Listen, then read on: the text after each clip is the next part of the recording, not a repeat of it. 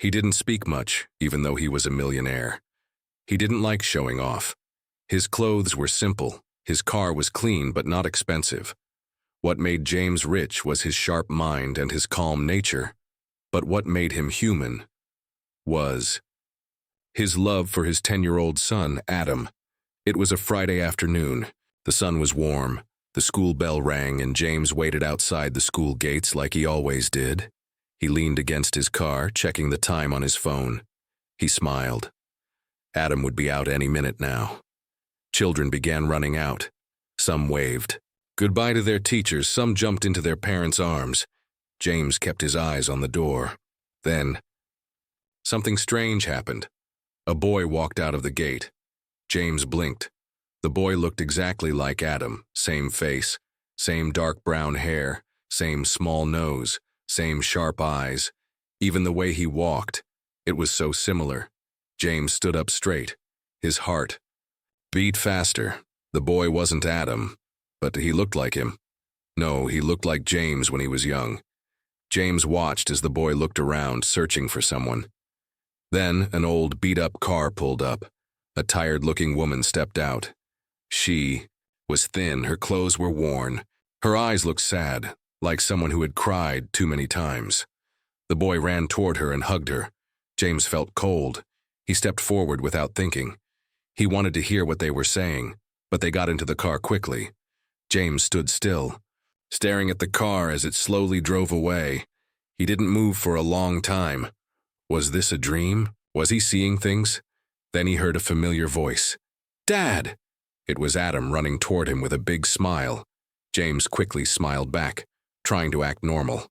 He hugged his son, but his eyes were still on the road where the old car had disappeared.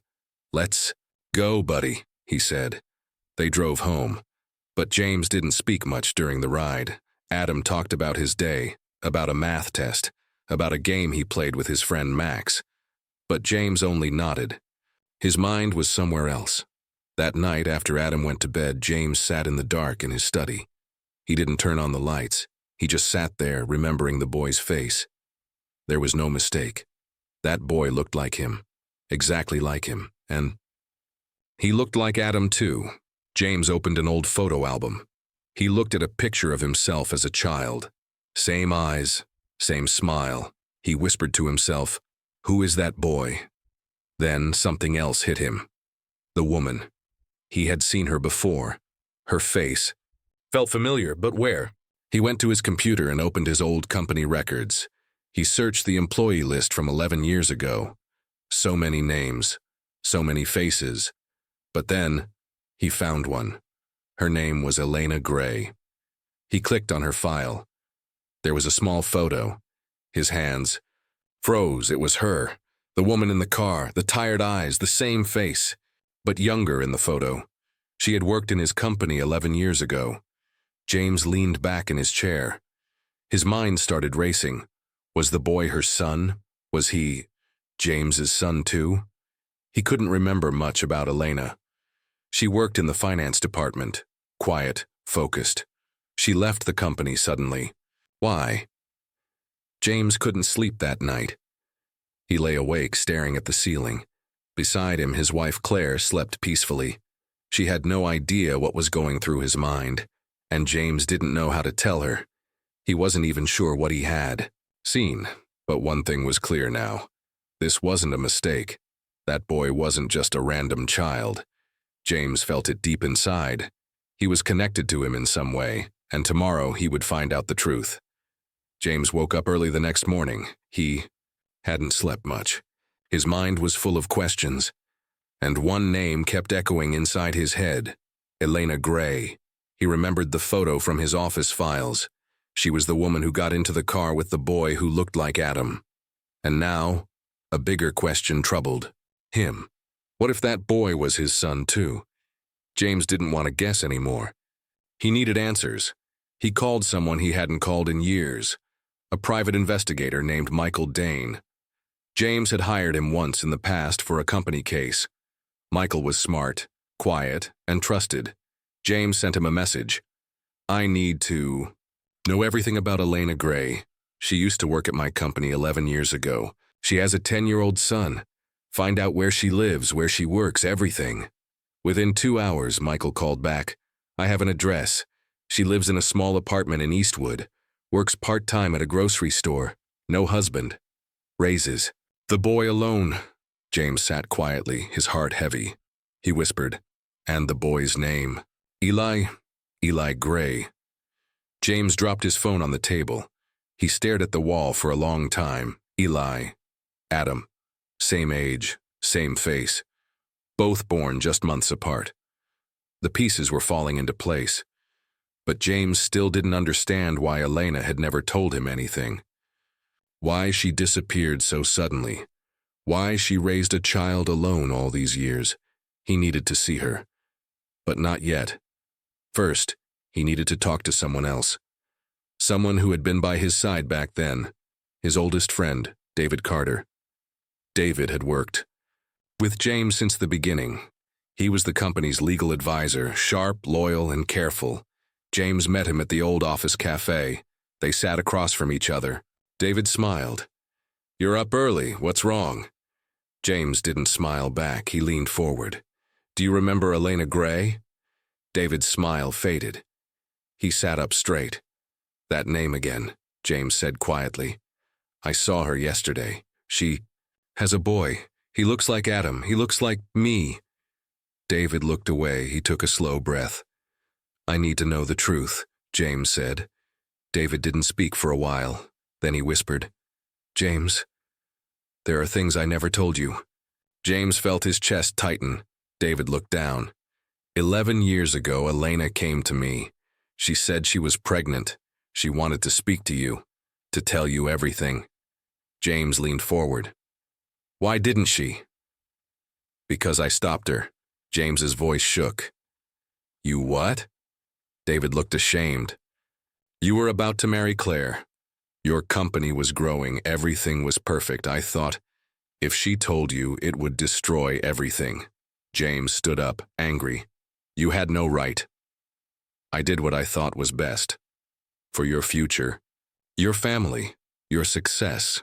James's hands were shaking. David whispered, I'm sorry. I told her to leave and I gave her money to never come back. I thought she would move on. But she didn't, James said quietly. She raised that child alone, and I never knew. David couldn't look him in the eye. James left without another word. That night, James couldn't face Claire. He didn't speak much during dinner. He kept looking at Adam, his smile, his jokes, his kindness. But every time he looked, he also saw Eli's face in his mind. The next day, James returned to the school. He parked his car far away and waited. His eyes stayed on the gate, heart racing, and then at 2:45 p.m., Eli came out, alone holding his school bag, looking around for his mother. James stepped out of his car and slowly walked toward him. Hey there, James said gently. Eli looked up. Hi, what's your name? Eli. James smiled softly. That's a nice name. Eli looked curious. Do I know you? James shook his head. No, but I think I might know your mom. Eli nodded. She's picking me up. She's always late. James laughed a little. Some parents are like that. There was a pause. James looked at the boy, really looked at him.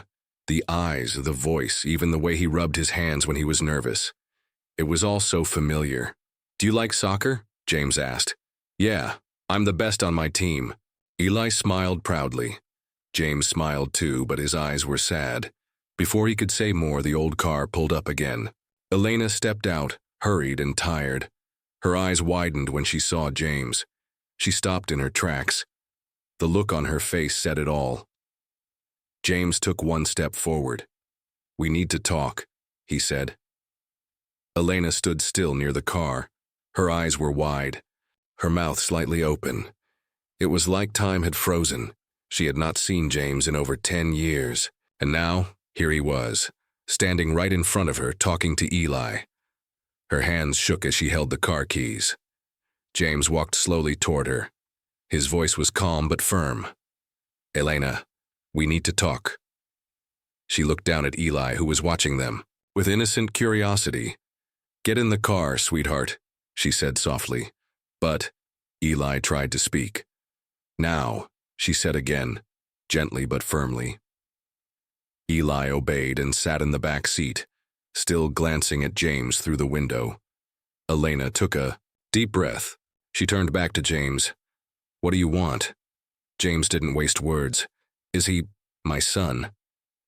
Elena looked away. Her jaw tightened. "You don't get to ask that now," she whispered. "Not after all these years." "I didn't know," James said quickly. "I never knew. David, he stopped you. He never told me anything. I found out only now." Elena stared at him, her eyes filled with old pain. "You never came looking," she said. "Not once." James felt her words hit deep. "I didn't. No, I had a reason to," he said. "But now I do." They stood there for a long moment, two people with too much silence between them. Finally, Elena opened the car door. "This is not the place. If you want to talk, come tomorrow. 5 p.m., my apartment. But you come alone." She sat in the car and drove away. James stood in the school parking lot long after they left. The next day, James arrived at her apartment building. It was small, old, and clearly not built for comfort. The hallway smelled of dust and old wood. He knocked on her door. She opened it slowly. Elena didn't smile. She just stepped aside and let him in. The apartment was neat but modest. A small sofa, a table with 2 chairs, toys stacked in the corner. A photo of Eli on the wall wearing a handmade birthday crown. James looked at it. His chest felt heavy. Elena sat down. She folded her arms. "You want to ask questions? Go ahead." James sat across from her. "Why didn't you try to tell me? Again? After David stopped you?" Elena gave a tired smile. "You think it was that easy? I had no money, no power. I was pregnant and alone, and your best friend gave me a warning." She looked directly at him.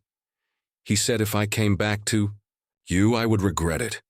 James leaned back, stunned. "He threatened you." Elena nodded. "Not with violence, with silence. He said nobody would believe me, that you'd think I was after your money, that I'd ruin your life." James closed his eyes. He felt sick. "I should have found you," he whispered. "Yes," she said. "You should have." There was a long pause. Then James said the words he had been holding inside for days.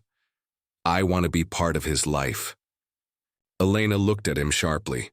"You don't just walk in after 10 years and become his father." "I'm not trying to replace anyone," James said. I want to know him, talk to him, see him grow." Elena softened, just a little. "He's good boy, kind, smart, he loves animals, he wants to be a scientist."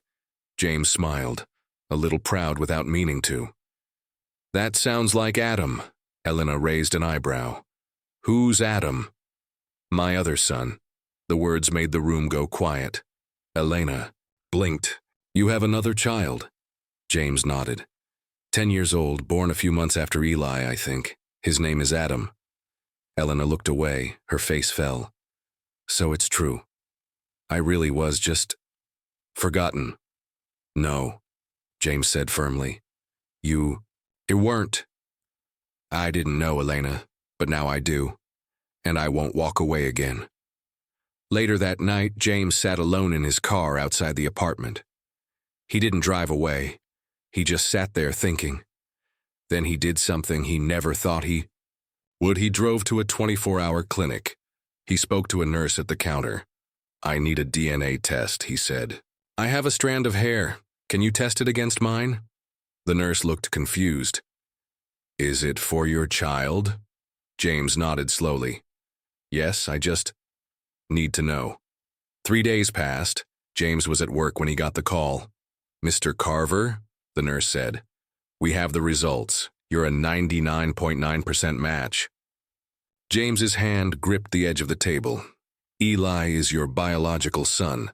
That night, James sat in his car again, outside Elena's home. He didn't knock. He didn't call. He just sat there, watching the window. Inside, he saw a boy playing with a toy spaceship, the same eyes, the same smile. And James whispered to himself, James sat in the car for a long time. The DNA report was on the seat beside him, inside a plain white envelope. He hadn't even opened it again. He didn't need to. The nurse's voice kept playing in his mind. You are a 99.9% match. That was it. No more guessing, no more wondering.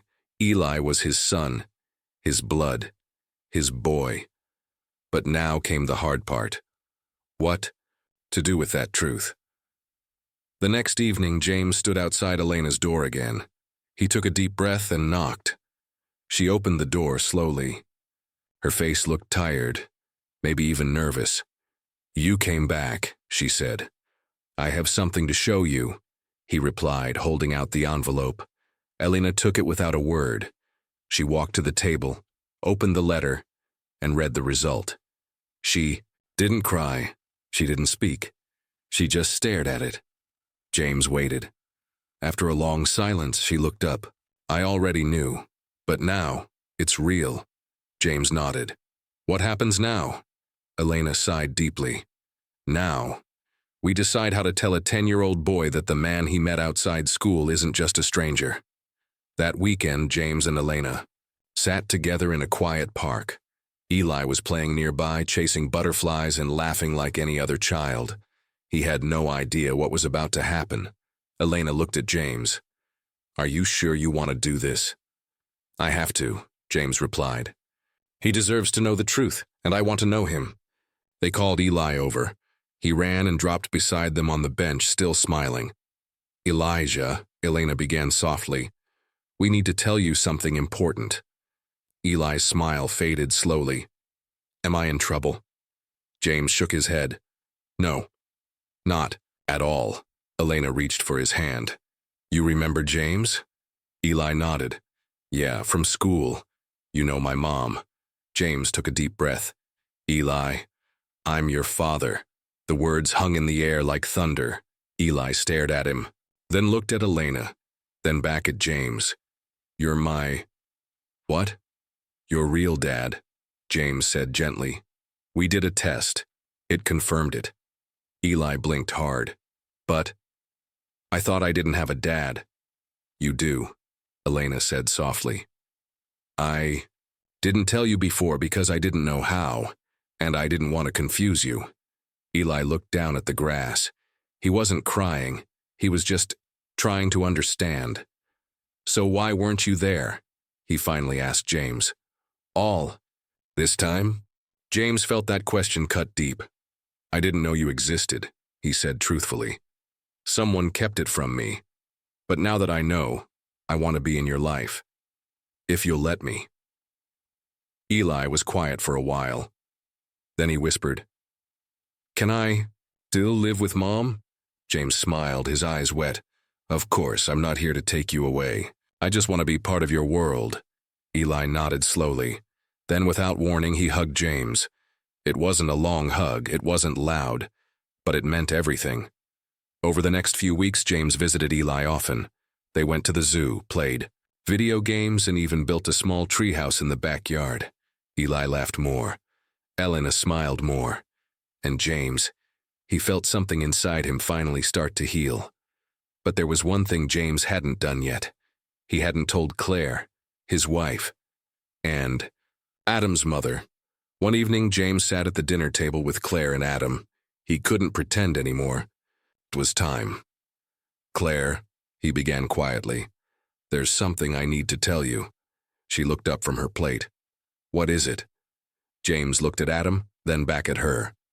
You remember Elena Gray from my company years ago? Claire's face hardened. The one who suddenly left? Yes.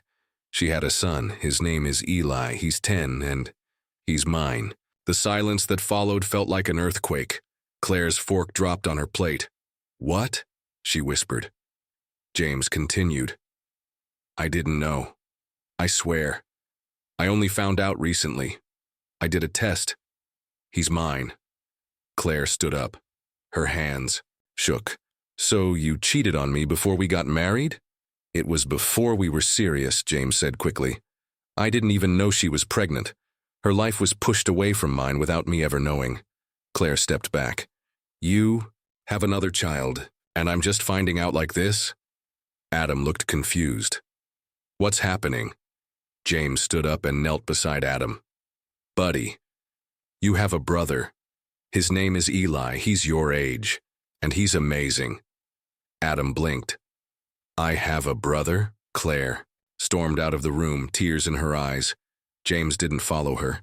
He just held Adam's hand and whispered, Family is complicated, but you're going to be okay. That night, James stood alone in the living room, staring at an old family photo. His world was changing fast. He had 2 sons and 1 broken marriage, and tomorrow, he had to decide what kind of man and father he was going to be.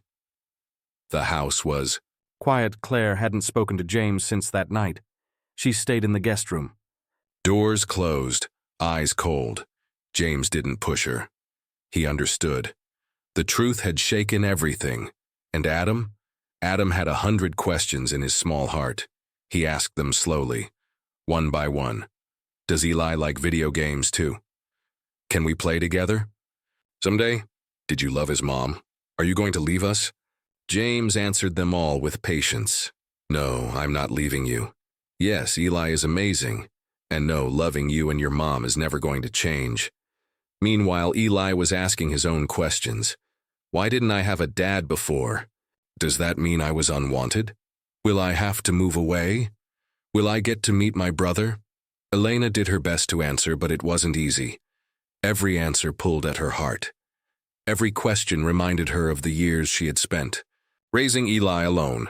But one evening, Eli stood quietly in the kitchen and said something she didn't expect. I want to meet Adam. Elena froze. Are you sure? Eli nodded. If he's my brother, I should know him. Elena sighed. I'll talk to your father. That weekend, James brought Adam to a quiet park. Not the same park where he had told Eli the truth. A new one, neutral, calm. Elena and Eli were already there. Eli held a model airplane in his hand. Adam held a soccer ball. They stared at each other from across the grass. Same eyes, same height, same nervous smile. James and Elena stepped back, letting the boys have their space. Adam was the first to speak, so, you like airplanes? Eli nodded.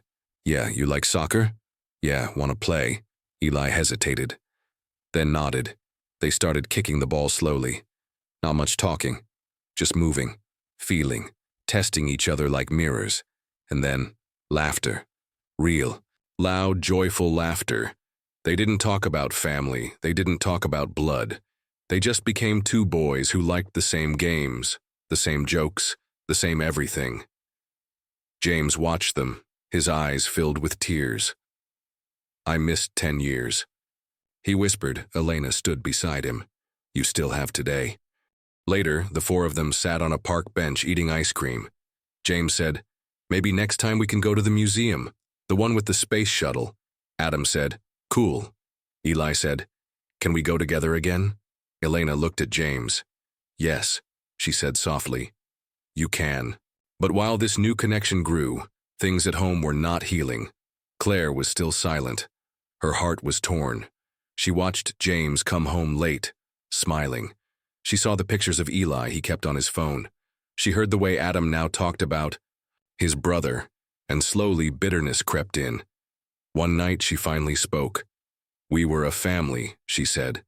Now I feel like we're just half. James turned to her. We still are a family. Claire looked away. No, you have another one now. James stepped closer. I didn't ask for this, Claire. I didn't plan it. But Eli is my son. I can't turn away from him. Claire's eyes filled. And what about me? What about the life we built? I still want it, James said. But I can't erase my past, and I won't ignore my child. Claire whispered. Then maybe you need to choose. James stared at her, heart sinking. Choose? Yes, between your old family and your new one. Days passed. The tension grew heavier. Adam felt it too. He stopped smiling as much. He stopped talking about Eli. One night, Adam knocked on James's study door. Dad, James looked up. Yes, buddy? Mom cries at night, Adam said softly. I hear her. James closed his laptop. She thinks you love Eli more than me. James pulled Adam into his arms. That's not true. I love you both. You are my firstborn. You made me a dad. Adam asked. Then why does everything feel broken now? James couldn't answer. Because it was. A few days later, James got a call from Elena. Eli isn't doing well, she said. He keeps asking why your wife doesn't like him. James felt like the air had been punched out of his lungs. I'll come, he said. I'll talk to him.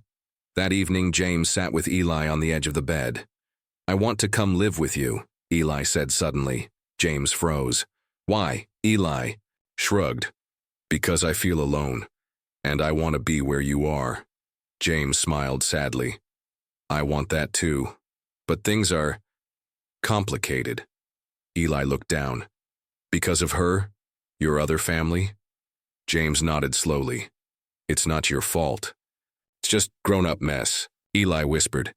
You won't disappear again, right? James hugged him tightly. Never. As James drove home that night, his phone buzzed. A message from Claire. We need to talk, tomorrow, before it's too late. James knew what that meant. He had tried to hold both worlds together, but now he might have to watch one fall apart. James sat in his car outside the house. Claire's message was still on his phone. We need to talk, tomorrow, before it's too late. He had driven around the block 3 times before finally pulling into the driveway. His hands were sweating. His heart was heavy. He had already lost 10 years with Eli. Now he feared he might lose everything else. The next morning, Claire sat at the kitchen table with a cup of cold coffee. She hadn't touched it. James walked in quietly. Adam's at school, she said flatly. We're alone. He sat down across from her. Claire didn't wait. You've changed, James, she said. You're here, but you're not. James opened his mouth to speak, but she raised her hand. I know Eli's your son. I'm not saying that's your fault, but ever since you found him, you've stopped looking at us the same way. That's not true, James said gently. I love you, I love Adam, but I can't ignore Eli. He's innocent in all this. Claire looked him in the eyes. So what do you want, James? A double life? 2 homes? 2 families? No, he said firmly. I want one family, one truth. I want to do right by all my children. Claire's voice cracked. And what about me? Where do I fit in this truth? James leaned forward. Right beside me if you'll stay. Her eyes filled with tears. I don't know if I can. Silence filled the room. And then Claire said something that shattered him. I want a break, time apart, to think. James's heart dropped. Claire, no, she interrupted. I'm tired of pretending this isn't tearing me apart. I need space. For me. For Adam, too. He lowered his head. There were no arguments left. Just silence. Later that day, James packed a small bag and left the house. He moved into a rental apartment near Eli and Elena's home. He didn't tell Adam right away. He wanted to, but how? Do you explain that your world is breaking in half? That night, he sat alone on the apartment floor. No furniture, no warmth, just emptiness. He stared at his phone. 2 missed calls from Elena, 1 message from Claire. Adam cried himself to sleep. James put the phone down and buried his face in his hands. This wasn't how it was supposed to be. The next morning, James met Elena and Eli at a small breakfast cafe. He smiled when Eli ran into his arms. Hey, buddy, James said. You doing okay? Eli nodded. Mom said you moved. Are you staying with us? James shook his head. Not yet. I'm just nearby now. Eli's smile faded a little. Is it because of me? James froze. Elena looked up sharply. James pulled Eli close. No, never. You didn't break anything. Grown-up problems are messy, but I'll fix it, I promise.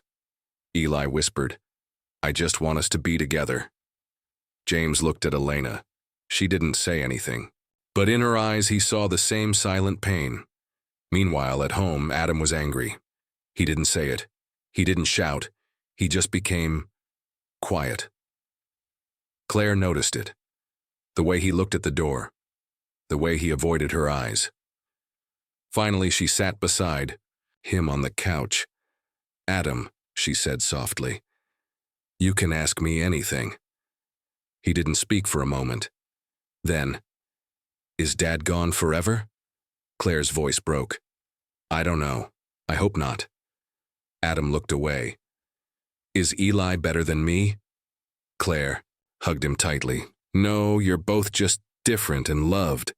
Adam said, "He has Dad now, I only have half of him." Claire didn't know how to answer. The next weekend, James picked up both boys, Adam and Eli, for a small trip. He had asked Claire, and surprisingly, she had said yes. It was awkward at first. Eli sat quietly, staring out the window. Adam crossed his arms, not speaking. James tried to make conversation. "Guess what? We're going to the Science Museum. Rockets, dinosaurs, the whole deal." Still silence. James parked outside the museum and turned to them. "Look, I know this is weird. I know you don't know each other well, but you're brothers, that means something." Adam finally spoke. "Why didn't you tell me sooner?" "I was scared," James admitted. "I didn't want to hurt you."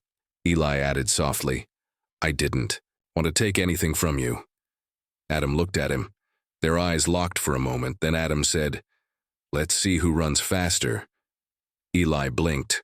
"What?" "To the museum door," Adam said, opening his door. "Race you." Eli smiled, and they ran. James watched them, his eyes misty. For the first time in weeks, he saw hope. That night, James got a call from Claire. "I saw the pictures," she said quietly. "They looked happy." "They were," James said. "For a little while, they forgot the world was broken." Claire was silent. Then she whispered, "Do you still love me?" James answered without hesitation, "Yes, every day." Claire's voice cracked. "Then prove it. Fix this. Not just for them, for us." James knew what he had to do now. He had made mistakes, but now was the time to fight for both sides of his heart. 2 boys, 2 homes, 1 chance to make it right. The wind was soft that morning. Sunlight poured through James's apartment window, touching the photo frames on the shelf. One photo showed Eli holding a toy rocket. Another showed Adam scoring a goal. In the center, a picture of both boys side by side smiling. But James wasn't smiling. Today, he had to make the hardest decision of his life. Not between 2 sons, but between 2 paths. He couldn't live in between forever. He arrived at Claire's house exactly at 10 a.m. The door opened before he knocked. Claire stood there, wearing an old sweater, one James remembered from before the world had shifted. "Come in," she said quietly. James walked inside. Everything felt familiar, but distant, like walking through memories that still hurt. Adam sat at the kitchen table drawing. When he saw James, he smiled, but only a little. "Hey, buddy," James said. Adam nodded. "Hi, Dad," Claire gestured, toward the living room. "We need to talk." They sat in silence at first. Then Claire spoke. "I've seen the photos, the trips, the smiles. You've built something. With him." James nodded. "I had to. He's part of me." Claire looked into his eyes. "And what about what you built here? Is this still a part of you too?" James didn't hesitate. "Always." Claire took a deep breath. "I thought a lot about what I said, about choosing, and maybe I was wrong." James looked up surprised. Claire continued, "This isn't about picking one son over another. It's about building something new, from the truth." "Together," James whispered. "Are you saying?" "I'm saying," she replied, her eyes moist. "I want to try, but only if we try as a family. All of us." 1 week later, something incredible happened. It was a warm Saturday morning when 2 cars pulled up outside a quiet picnic area. Out stepped James, Claire, and Adam from one, from the other, Elena and Eli. The air was heavy with silence at first. Then Adam walked over to Eli and handed him a soccer ball. Let's play, he said. Before Dad starts telling boring stories again. Eli grinned. You're just scared I'll win. James and Elena exchanged a look, half smile, half disbelief. Claire watched as the two boys ran onto the field like they had always been brothers, and for the first time in many weeks, she smiled. They set up a picnic under a big oak tree. Elena poured juice for everyone. Claire helped unpack sandwiches. It was awkward, but no one argued. There were jokes, laughter, even moments where James caught Elena and Claire exchanging kind words. It wasn't perfect, but it was real, and that was enough. As the sun dipped lower, casting golden light over the park, James stood up and clapped his hands. All right, team, he said. Group photo time. The boys groaned. Dad! But they came anyway. James set up the camera on a rock, hit the timer, and ran to join them. Click, one photo, two families, one future. That night, after everyone had gone home, James tucked Adam into bed. Was today weird? James asked. Adam yawned. A little, but good weird. James smiled. You okay with everything? Adam nodded. Yeah, I like Eli. He's funny, and we kinda look cool together. James kissed his forehead. You're the best big brother anyone could ask for. Meanwhile, across town, Eli was brushing his teeth when he asked, Mom, are we part of their family now? Elena paused. Kind of, in our own way. Eli smiled. Cool, I like having a brother. Elena hugged him tight, and for the first time in years, she didn't feel so alone. Later that week, James invited both families over for a small dinner at his apartment. Eli brought a drawing of him and Adam, in superhero capes. Adam brought a model rocket for Eli. Claire brought her famous pasta, and Elena brought a small box of old letters she had once written but never sent. They laughed, they cried, they shared stories that had waited too long in silence. James stood up and raised a glass of apple cider. To truth, he said. To family, to second chances. And everyone raised their glasses, even Claire, even Elena. James had once come to a school just to pick up his son. He hadn't expected to find another boy who looked just like him. He hadn't expected his whole life to change, but it had. Now he had two sons, two mothers, and one heart big enough to love them all. Not a perfect family, but a real one. Built not by blood alone, but by love, forgiveness, and the courage to begin again.